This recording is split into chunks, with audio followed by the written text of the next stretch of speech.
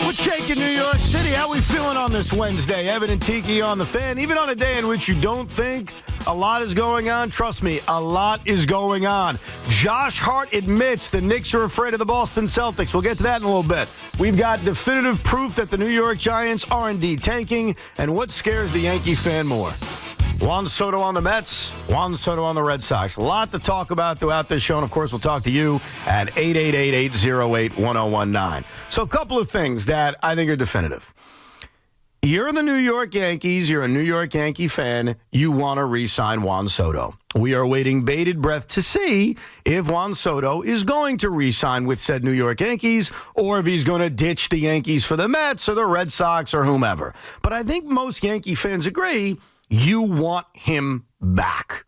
Correct, Sean? Yeah. Tiki will be here in a few minutes. Don't worry. I'm sorry to cut you off. Go ahead. No. Yes, you want Juan Soto back. They finally made a World Series. Okay. We all agree with that. But we need to be responsible around here. There is a chance, whether you believe it or not, Juan Soto is not back. And that's why I'm here for you. I have formulated a plan B. Let's go. Plan B. Mm-hmm. There's always a plan B. There's always a plan. And look, I'm not going to tell you that this plan B is better than plan A, because it's not. The best plan is Juan Soto. Anyone who argues otherwise, I think they're just coping with the fact they're afraid they're going to lose him. And I understand they may lose him. I'm a Met fan. I want him really badly. The Mets have a plan B too. We'll get to that a little bit later. But the New York Yankees plan B needs to be thought about. It needs to be talked about, because it's possible within the next 72 hours, after we cry, after we bitch, after we whine, after we rip Hal Steinbrenner, after we rip Juan Soto, eventually you got to get to plan B. So I worked very hard on my plan B, and I would like to present it to the audience, and of course you, Sean Morash, and don't hold back. If you like where he picks up extra home runs by kind of lofting one into left field. He's a crawfish. He's a crawfish. Well, here's the good news. I did some research on Alex Bregman, and the results I came up with is that if you go to Baseball Savant, that's my research, and you look at how many home runs he would have hit at Yankee Stadium last year, the end result is a number called 25. 25 home runs he would have hit at Yankee Stadium. Not the worst number, not the best number. So will he lose home runs by playing at Yankee Stadium? He will. I'll be the first to tell you. But it's not like it's going down from 31 to 17. It's not like he's going to just morph as a hitter. He's still going to give you good defense. He's still going to put the bat on the ball. He's still a winning player. He still improves a position that you need vast improvement in. So number one of the cheaters, cheater number one, is Alex Bregman. Before I get to cheater number two, do you like it? Not on my plan B, but I'm not anti, if that makes any sense. You don't like it, but you're not anti. Is that what like you're I could be talked into it, but that is not on my plan B. Interesting. All Alex Bregman last year had a 770 OPS, hit 26 home runs, got off to a terrible start. So those numbers aren't great. Right. But trust me, in the second half of the year, he turned his season around. And one thing about Alex Bregman that you know, he's a winning player. He has a lot of postseason experience. He's had some great postseason moments. He's been in the World Series before, many of them, in fact, 4 of them. He brings that pedigree that obviously you want because you're trying to win a championship. I'd want it more cleanly than him. He kind of has a fake pedigree, but okay. How's it a fake pedigree? Well, he cheated to help himself get to World Series. The last 4 seasons, the Houston Astros were not cheating, and Alex Bregman was fine. Now, I'll admit his best season of his career came in 2019, and when he had 41 home runs, and I'll be the first to tell you, he's probably never hitting 41 home runs again. He's probably not driving in 100 runs, but I think you could look at Alex Bregman as a 270 hitter, as a 370 on base guy. No, it's not the worst plan, dude. He's a good baseball player. It's not the worst plan. Again, it just wouldn't be the first name I uttered out of my mouth when coming up with a plan B. But I'll let you continue. Thank you. The other option, the other cheater we have to take a look at, believe it or not, is Carlos Correa. Carlos Correa is available. The Minnesota Twins would make him available. He's got 8 years on his contract, but keep this in mind, Yankee fans, only 4 of them are fully guaranteed. He's making a lot of money over the next 4 years. He's actually a little bit younger than Alex Bregman. He's 30 years old. Bregman's a few months older. And so for the next 4 years, you're going to be paying him elite-level money. But then there's ways the contract expires if he doesn't get enough plate appearances. See, the Twins, because of that whole concern about his foot, put some clauses in that deal where basically if he's not healthy, the contract becomes voided. So you're getting him on really what's a guaranteed 4-year contract of $131 million. He was great last year when he played. He didn't miss a lot of time. Well, he'd be converting to third base, where I think athletic-wise he'll be totally fine. And again, like Bregman, winning player brings that culture with you. Winning player, but I will never get over whatever the hell was wrong with his medicals and why he wasn't a New York Met. And 4 years guaranteed doesn't seem like a lot. That's a lot when you're the Yankees and you're considering finances at every turn and building a roster. I'm outie on Carlos Correa. I know what's going on, though. And it's my fault, right? I started with the cheaters. You can't look past that they're Astros. And you have to, No, right? I just gave you the medicals. Get over it. Get over it. Cheating. They're good ball players. Look, everybody was upset about that for a little. I didn't even care about baseball that much back then. And I was pissed off about that level of cheating. Damn right. But at this point, get over it. Who cares? Yeah, you have to look at it as, can that guy help me win? And remember what the Yankees are trying to accomplish. If you lose Juan Soto, and this is plan B, so obviously you'd love to keep Juan Soto, you have to replace the offense that you're losing with him. Plus, you also want to improve yourself. The Yankees got terrible production out of first base. We'll get to first base in a few minutes. Don't worry. It's all part of the plan B, though that could be a part of plan A too. But in this case, it's plan B. But I look at, hey, I can't replace Soto in right field. And if I'm losing Juan Soto, Aaron Judge is my right fielder.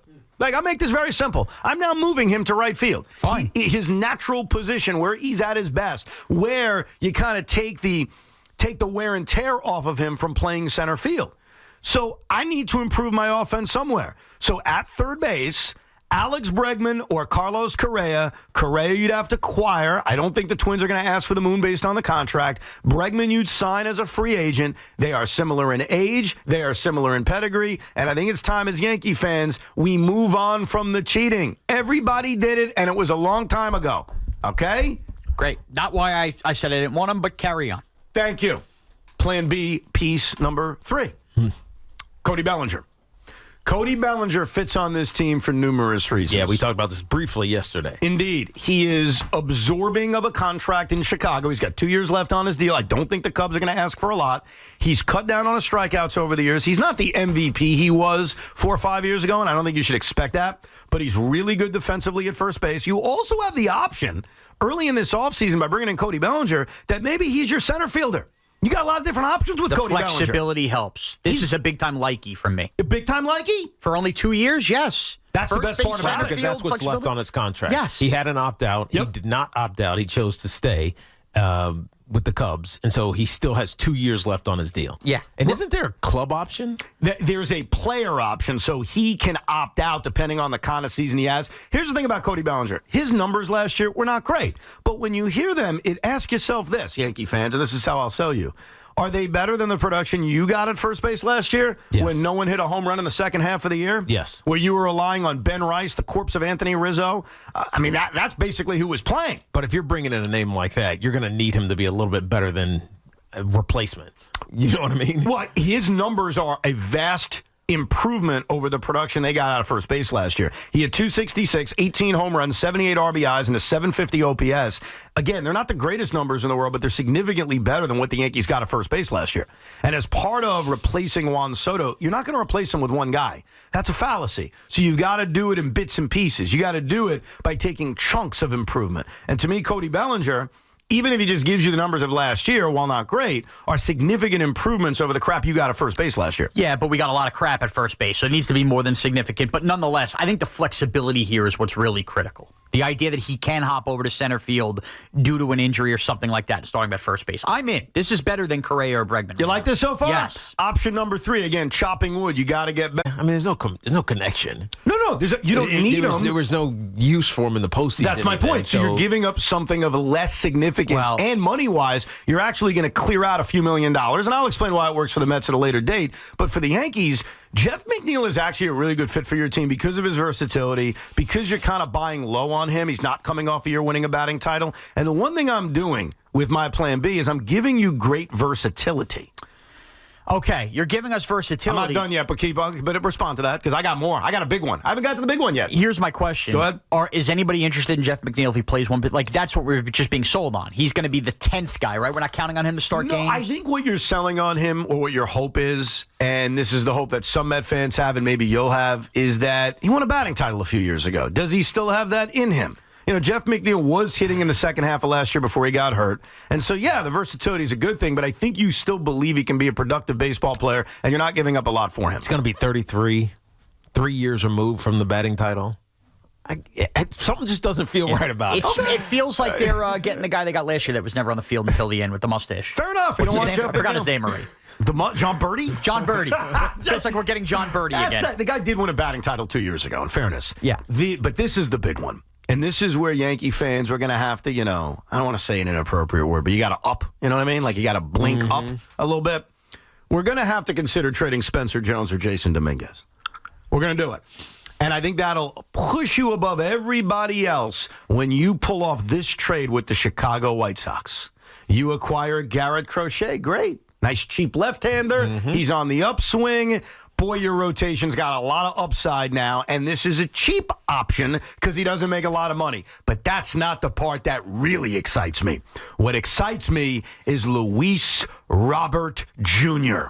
Luis Robert Jr. is signed to a team-friendly deal. He's a center fielder. 2 years ago, he looked like a burgeoning star. And you know what Luis Robert Jr. needs? He needs to be on a capable, functioning franchise. Right. He's your center fielder.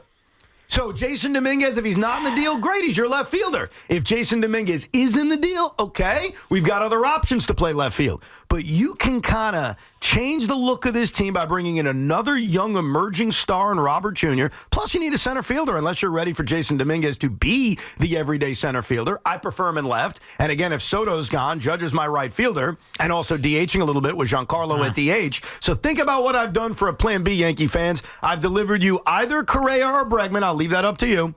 Cody Bellinger, Luis Robert Jr., Garrett Crochet, and Jeff McNeil. I'm not saying this is better than Juan Soto. It's not. But that's a good Plan B. You're welcome.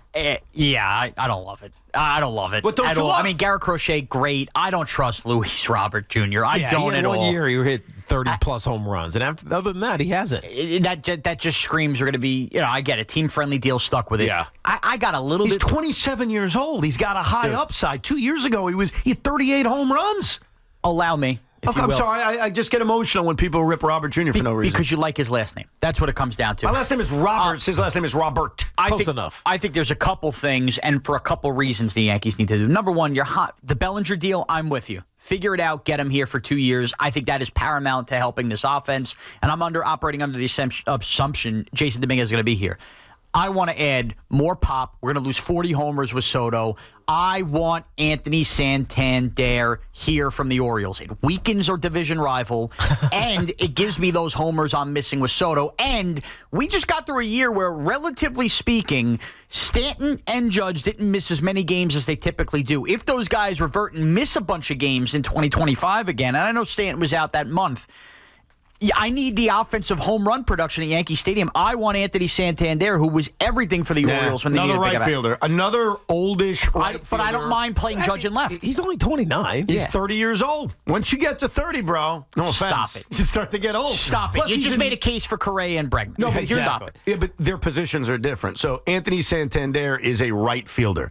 And without watching him every day, just looking at some of his stats, he's not a great defensive player. I'm playing So now- Judge in left or center. I'm fine with it. That's not ideal. What do you mean? He's going to be a first baseman eventually anyway. You do that when you re-sign Juan Soto because he's a great player and you have great players, so you make the adjustments. But in an ideal world, if you're losing Juan Soto, don't you want to put it together differently? And that's why Bregman and Correa is not a fair comparison. They're third basemen. You're signing another right fielder. Your plan B is operating under the assumption everything that happened for the Yankees last year happens minus Soto. I'm planning for what the track record of the other current Yankees are, injury-wise, all of that. I need that pop. Now, also, I'll weaken it. Okay, can I respond to the pop thing? Because I think you're dead wrong about this. So Juan Soto had 41 home runs. Obviously, that's tough to replace. But But it's also a career high for him. Yeah.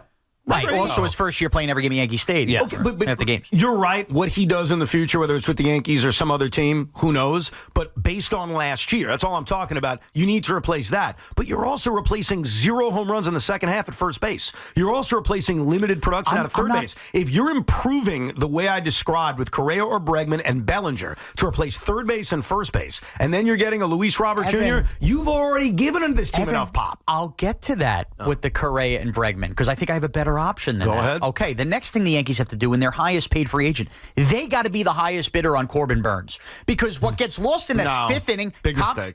I mean, did I interrupt you? I'm sorry. I get emotional. What happened in that fifth inning clouded something. When the Yankees were in that World Series, they were coming back to a Game 6 in L.A. and crossing their fingers and hoping Carlos Rodon was going to mow down the Dodgers. We all held our breath. If the Yankees are going to suffer a little bit offensively here, getting rid of Soto, I want to have, and we just saw what happened with Garrett Cole and the holding your breath with his injuries, I want another ace then. I'm investing that money in another ace. Oh, by the way, weakening the Orioles again, who I think we're forgetting about. That's plan B number 2. My retort to that is Corbin Burns, who I love, by the way. It's nothing against him. Having a baseball team with not 1, not 2, but 3 guys on super long-term contracts into their 30s as a starting pitcher is a recipe for disaster. Okay. Like having 1, which I want the Mets to do, by the way, is far different than having 3. Well, guess and I think what you're doing is you're taking the money that Juan Soto didn't take, and you're like, let me just throw it to this 1 or 2 guys. Think about my moves. Financially, you have a lot of flexibility. Yeah. You've given out 1 long-term contract, either Bregman or absorbing Correa's. Bellinger short-term. Robert doesn't make a lot of money. Crochet doesn't make a lot of money. But I don't think that's the Yankees' way of thinking. This is a Mets way of thinking. No, it's not. Absolutely, You don't think the Yankees want flexibility? This is what David Stearns is doing, and so you're skewing this in a lens of from a Mets standpoint. Absolutely not. The Yankees don't want to give out bad contracts. Well, of course they don't want to give out bad contracts, but they realize that if they're going to actually go for it, spend the money, assuming they lose Juan Soto, and spend the money to go for it, they might have to. On who? Corbin Burns? You would do that? You would have a Tiki, you've even expressed, hey, giving starting pitching a lot of money in a lot of years is really risky. You're going to have 3 of them, bro. Not 2 of them, not 1 of them. But 3 of them. I feel much more confident that Corbin Burns is going to be consistent. Whereas Carlos Rodon, he had 1 great year, and it happened to be in a contract year, so good for him. Kudos. But, look, I think Garrett Cole still has a lot left in him. Maybe he's going to have to learn how to pitch a little bit differently because we even heard this in one of those games where he realized he had to dial it back, right? He was hitting up to 96 or 97, whatever it is, and then his velocity came down. We found out after the game it was intentional. So maybe he learns how to pitch differently, but I still trust Garrett Cole. And if Corbin Burns is there, I trust him as well. Yeah. Now, am I holding my breath every time with Carlos Rodon? 100%. But there are going to be games where he's fantastic. But think about this, and the Yankees are going to spend, but they also want to spend wisely. If you spend $35 million on Corbin Burns, I can get you with that same amount of money, literally, Cody Bellinger, Luis Robert Jr., and Garrett Crochet. I'm still getting Bellinger. Well, you're not being realistic with payrolls. I'm trying to be. No, I was just told. I'm trying to have the Yankees spend but maintain flexibility and not be locked in on a bunch of long-term deals. I think they're only willing to be locked in long-term deals on the guys that they really, really, really want. Juan Soto's worth it. So with Juan Soto, I think you throw the rules out. But there's 2 other things. Number 1, go. Judge and Cole continue to get older. Like, they can't just keep planning for the future. They got to try to cash in the next 2 years here, win a World Series. Burns going to help them do that. Lastly, the biggest piece to this whole thing in Plan B is not spending it all yet. Why? They need to spend an entire year. I'm talking 3 months of the year. Brian Cashman needs to be in Japan and making sure that next year, Monetka Murakami, that's how you say his name, this slugger from Japan gets here. I'm tired of the Dodgers getting these guys. And I think the Yankees, first baseman, third baseman, I'm so glad you said that. My plan leads to that. So when you when you said, Teak, why are you afraid of long-term contracts? You're thinking like the Mets. No, I'm not thinking like the Mets. I'm thinking smartly. The Yankees getting Bellinger with 1 or 2 years left on his deal, maybe Correa with 4 years left on his deal, Robert on a team-friendly deal, McNeil with very little left on his deal, Crochet not making a lot of money, allows me a year from now to outbid everybody on a 25-year-old first baseman or third baseman slugger from the wonderful country of Japan. If you lock yourself in a Corbin Burns, bye-bye.